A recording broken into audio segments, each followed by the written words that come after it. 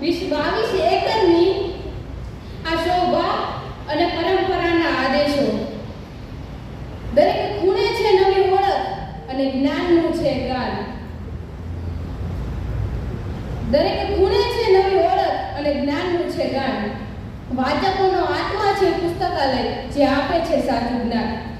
ધોરણ 9 થી 12 ના અભ્યાસક્રમ દરમિયાન ગાંધીવાદી શાળાઓમાં અભ્યાસ કરવાથી ગુજરાત વિદ્યાપીઠનું આ વાતાવરણ મારા માટે ખરેખર અત્યંત અદ્ભુત છે.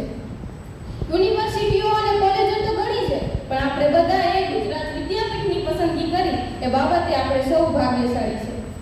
ગુજરાત વિદ્યાપીઠની વિશેષતાની વાત કરીએ તો ખાદીધારી વસ્ત્રો. આમ તો હું 2 વર્ષ ખાદીધારી વસ્ત્રોમાં ભણી છું, પણ મને મારા આ ગ્રેજ્યુએશનની કારકિર્દીમાં પણ ખાદીધારી વસ્ત્રો પહેરીને એ સમૂહ પ્રાર્થના, ચરખો કાંતવાનો અને નીચે બેસીને ભણવાની મજાનો જે લાવો મળશે એ ખરેખર અદ્ભુત છે.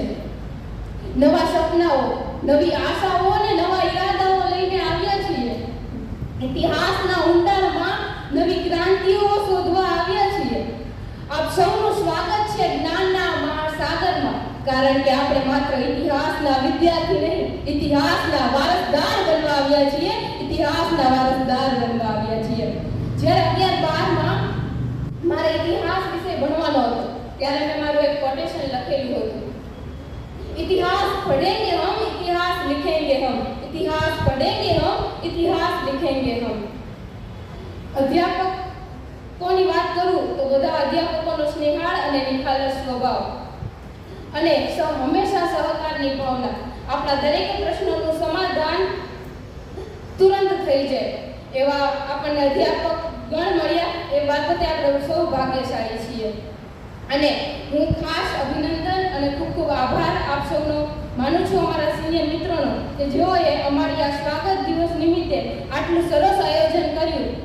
અને અમને પણ તમારા માટે કંઈક આટલું સરસ આયોજન કરવાની તક મળે એવી આશા રાખીએ છીએ. હું છેલ્લે એટલું જ કહેવા માંગુ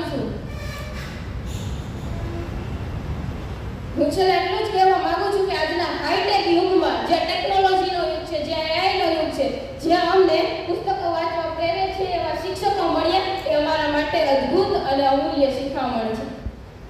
ઇતિહાસના વિદ્યાર્થી છીએ આપણે, એટલા માટે સિનિયરનો અનુભવ અને જુનિયરનો ઉત્સાહ એક તાંતણે બાંધીશું. ગુરુજીની સલાહ પર ચાલીશું, થોડા તોફાન મસ્તી પણ કરી લઈશું અને હસતા રમતા ગુજરાત વિદ્યાપીઠના ભવ્ય કેમ્પસમાં ભણી લઈશું. અને ડિગ્રી લઈને જ્યારે આ ભૂતકાળની યાદોને વાગોળશું ને, ત્યારે થોડા મલકાઈ પણ જઈશું. જય હિન્દ.